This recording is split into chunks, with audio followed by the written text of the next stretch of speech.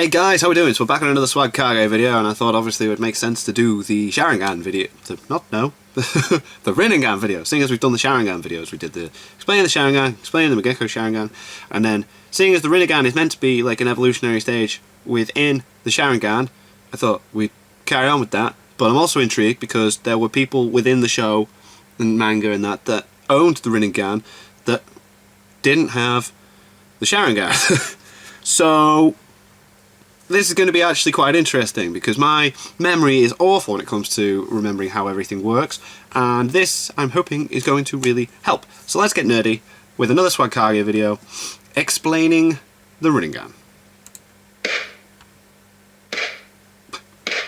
Okay, so people really wanted this. Like I'm talking about the Rinnegan today. Cool. So alright, the Rinnegan. Where do I even begin with this thing? There's quite a lot to talk about here. Wow. I guess a place better than any other to start out with would be the name. Rinnegan translates to Samsara-ai, as the prefix Rinne is the Japanese word for Samsara. Now, for those of you who don't know what Samsara is, it is not a Japanese concept, though it is an Eastern one. Samsara refers to the process of reincarnation or rebirth, and it has its roots in many Indian religions, particularly Buddhism and Hinduism. Now, the Rinnegan's ties to this concept run deeper than just in its name. Each of the paths from the Rinnegan Six Paths technique are named after one of the six samsaric realms of reincarnation. The strength, abilities, and artillery of each of the paths are directly related to whichever realm they're named after, but I will get into that later. For now, I'm going to go ahead and discuss how the Rinnegan is acquired. So to explain this, I've got to go way back to the time of Kaguya and the Sage of Six Paths. When Kaguya first ate the fruit of the Shinju, she was granted chakra, and a lot of it at that. As a matter of fact, she was given all the chakra, like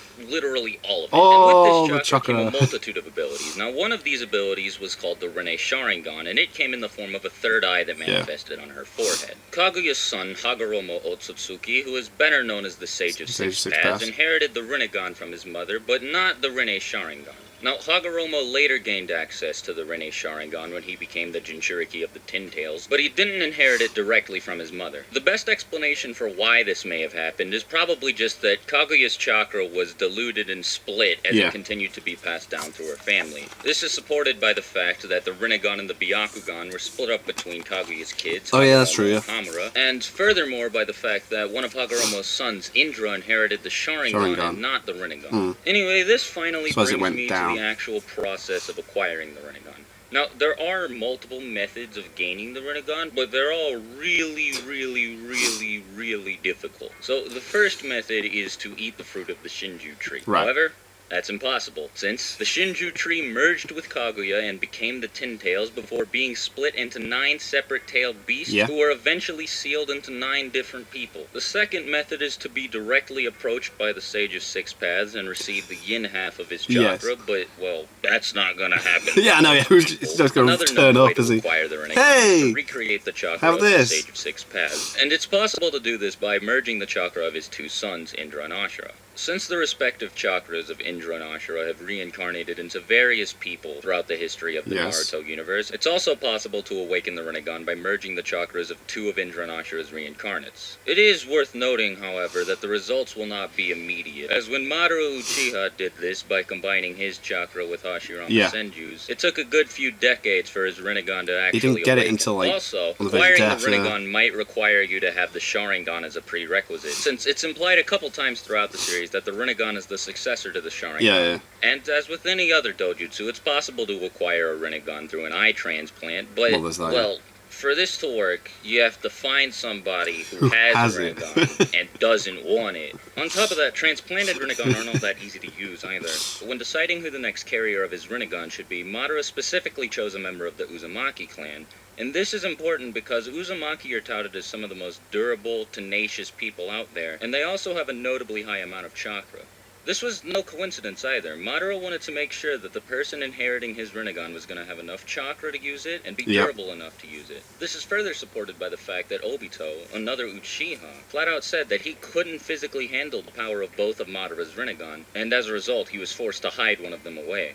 So yeah, getting the Rinnegan isn't very easy at all. No. However, for anyone who can manage to obtain the Rinnegan, it's well worth going through all the trouble to do it. Because the amount of crazy stuff you can do. Some of the Rinnegan's lesser abilities include the ability to see chakra, the ability to create black chakra receivers that can transmit chakra and even control people. And Nagato even showed the ability to master all ninjutsu that he was taught, covering all 5 basic nature transformations and yang release. Oh yeah, crazy. And keep in mind, Nagato was just 10 years old when he did Crazy. this. But without question, the most powerful technique that the Rinnegan provides is the 6 Paths technique. Oof. And now, calling this a technique isn't really accurate, because the 6 Paths technique is more like a family of techniques than an individual one. Now, as you'd expect with a name like the 6 Paths technique, there are 6 different branches which all of the abilities granted by the technique are categorized under. These branches are more properly referred to as paths, and each of them are named after one of the 6 samsaric realms of reincarnation, as I mentioned at the beginning of the video. Yeah. These 6 paths include the Diva path, the Asura path, the human path, the animal path, the Preta path, and the Naraka path. Right. Now, I have no idea whether this was intentional or not, but the hierarchy of the 6 realms of Samsara seems to be reflected in the hierarchy of the 6 paths of the Rinnegan. The heavenly realms, Diva and Asura, are the most powerful paths of the Rinnegan, and the hellish realms, Naraka and Preta, are the least powerful paths of the Rinnegan. Right. Now, that said, the Naraka path and the Preta path are still pretty OP. The Naraka path grants a Rinnegan wielder the ability to summon the King of Hell. And with the King of Hell, the summoner can interrogate others and restore injuries. Like most aspects of the Rinnegan, the Naraka path is influenced heavily by Eastern mythology, as Naraka is pretty much the Hindu equivalent of Hell, and in Naraka resides a lovely fellow by the name of Yama. Now, Yama is the King of Hell, or the Lord of Justice, and people are brought before him to explain their sins so he can think of a proper punishment for them. Right. Now, if the person brought before Yama lies to him, he will rip out their tongue as a form of punishment. Wow. This is pretty much exactly what the King of Hell does in the series. Wow. If the Naraka path asks a person a question and they refuse to answer or lie to him, the King of Hell will rip out their tongue and effectively kill them immediately. Wow. The King of Hell also has the ability to heal any injuries of a body he ingests. Now, while putting your body inside of this thing's mouth is probably pretty intimidating, there's no need to worry, because he flawlessly heals all injuries. Like, you could go in with a distorted body missing an arm and a leg and you would come out just fine. The Preta path is capable of absorbing and thereby nullifying ninjutsu in any form. As a result, it is often used for long-range defense, but it can be used for taijutsu blitzing, since the Preta path allows for chakra absorption through physical contact with another person. The ability to absorb chakra is likely influenced by the Preta creatures native to the Preta realm in Buddhism. Preta are humanoids that suffer from a perpetual feeling of hunger and thirst that they will never be able to satisfy, and Naruto could have very easily symbolized this in the form of the Preta path's constant hunger for chakra. And whoo boy, this is where we get to the really OP stuff. Coming up next is the human path, which allows a Rinnegan wielder to literally rip out a person's soul. It is primarily used for information gathering, as the process of ripping out somebody's soul allows a Rinnegan wielder to read that person's mind. But this also doubles as an instant kill ability, since ripping out somebody's soul kills them immediately. The animal path grants a Rinnegan wielder access to some of the most powerful summons in the Naruto universe. Damn crazy These summons stuff. include a giant multi-headed dog that sprouts more heads every time it takes damage, a giant panda that can be used to shield a Rinnegan wielder from just about any damage, a giant drill-beaked bird that the Rinnegan wielder can fly upon, a giant chameleon, a giant ox, a giant rhino, a giant crab, and the animal path even allows a person to summon other people, as shown when Nagato used it to summon the other paths of pain in addition to Conan. On top of that, the animals summoned by the animal path seem to be completely immortal, as even if they are killed, they can just be summoned again pretty much immediately. Straight away. And come back. furthermore, a user of the animal path can see through the eyes of all of the creatures that they summon, making it nigh impossible to attack the summoner from a blind spot. The animal I didn't realize path they is could likely do the most with the animals as direct well. I reference to the forgot about concept that. of Samsara. I just thought it was As in shared between the Buddhism, 6 animals paths. who served humans were doomed to be reincarnated into animals again, which is flawlessly represented in the immortality of the animals that the Rinnegan allows a person to summon. The Asura path allows a person to sprout 4 extra arms and fire fucking missiles and laser beams. Seriously, the Asura path is absolutely ridiculous. It gives the user access to a bunch of different weapons, including the aforementioned missiles and laser beams, on top of a bunch of extra weapons like blades, rocket arms, jet propulsion, and a bunch of other stuff. Additionally, the Asura Crazy. Path grants the user the ability to sprout 2 extra faces, which of course increases that user's field of vision by quite a bit. Quite the a Asura lot. Path takes inspiration from both Buddhism and Hinduism, as its 3-headed, 6-armed appearance is a reference to a common depiction of Asura in Buddhism. And the Asura people in Hinduism had an ability called Astra that allowed them to use magical equivalents to modern-day missiles and such. Among the 6 paths, the one that is inarguably the most powerful is the Diva Path, which grants a Rinnegan wielder control over attractive and repulsive forces. This control comes in the form of 3 main techniques: Shinra Tensei, Bansho Tenin, and Chibaku Tensei.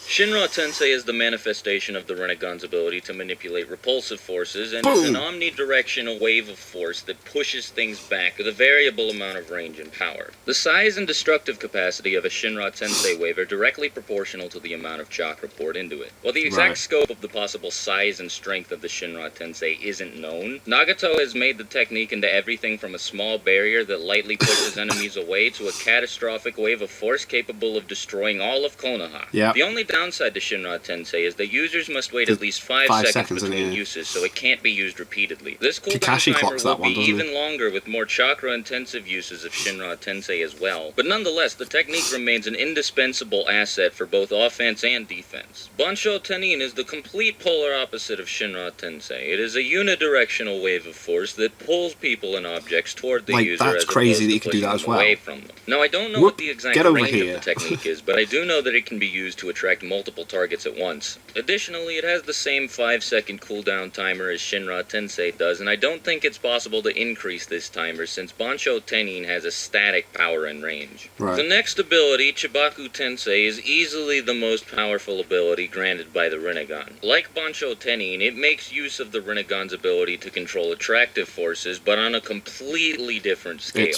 The technique allows the user to create a black gravity sphere that they can release into the air freely. Once they do, everything nearby, with the exception of the user of the technique, will be pulled into the gravity sphere, which includes people, objects, pieces of the planet. This will continue to happen until enough is clung on to the black gravity sphere, which will eventually result in the creation of a small planetoid. Characters with the chakra of the Sage of 6 Paths have shown the ability to create more than one gravity sphere at once. When Madara did this, he used it to create multiple planetoids that he immediately dropped on Naruto and Sasuke during their battle. And when Sasuke did it, he used it to seal all 9 tailed beasts inside of the planetoids created by Chibaku Tensei. Of course, yeah, I forgot about that. Nagato has also shown the ability to use telekinesis through the Diva Path in ways that are clearly distinct from Shinra Tensei and Bansho.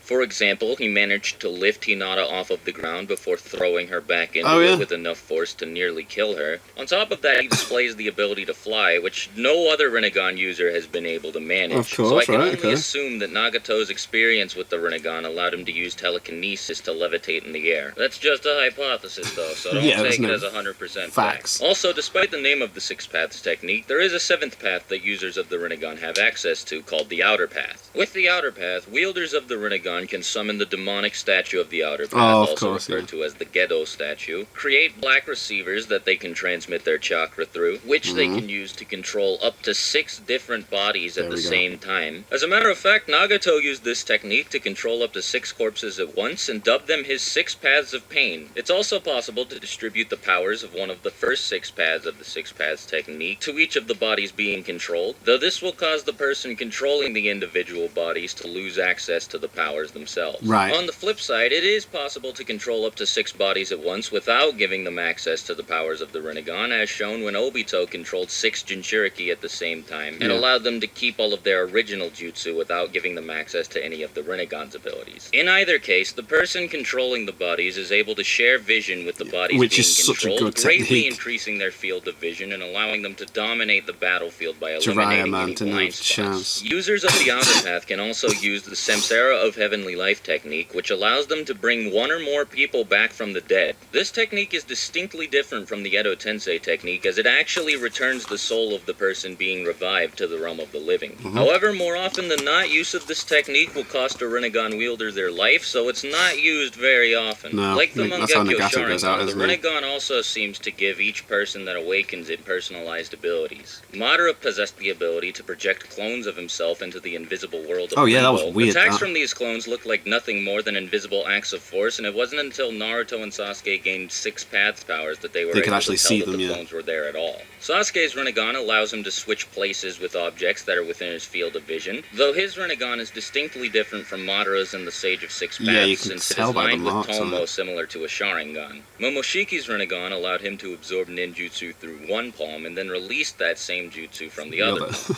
I'm not sure what the abilities of Hagoromo or Kaguya were, as they were never shown, but I'm sure they were probably pretty cool. Speaking of Kaguya, as I mentioned earlier, when she ate the fruit of the Shinju tree, she was given access to the Rinne Sharingan, and I still haven't explained what the Rinne Sharingan is. Well, it's actually surprisingly just like what you'd expect. Just a blend between the Rinnegan and the Sharingan. It has the visual prowess of the Sharingan and the abilities of the Rinnegan. There is one key ability that the Rinne Sharingan gives a person access to, and that is the ability to cast the Infinite Tsukuyomi on the moon. Yeah. Since it is reflected on the moon, the Infinite Tsukuyomi is a genjutsu that will trap everybody across the planet inside of it. The only way to resist it is to have a Rinnegan yourself, but considering how hard I explained it is to acquire one, that probably won't be an issue for somebody casting the Infinite Tsukuyomi. And aside from that, there really isn't anything else to talk about. I think I've covered pretty much everything. Well done, my friends. There is the matter of how certain Rinnegan look different from others, but I mean, there's not really much to discuss there. Sasuke's has Tomo, Madara's and the Sage of Six Paths are just purple, Momoshiki's is red, but that's about all there is to say about it. So, that said, I hope you enjoyed today's video. If there's anything I missed, don't hesitate to let me know in the comments below, and if you have any questions, feel free to ask them in the comments below. If you have any requests for topics you'd like me to cover in future videos like this, feel free to let me know in the comments, and I'll see if I can get to it sometime in the near future. This has been Swagkage. I hope you have a fantastic day. Thank you for watching the video to the end, and I'll see you guys next time. Swagkage out. Bye.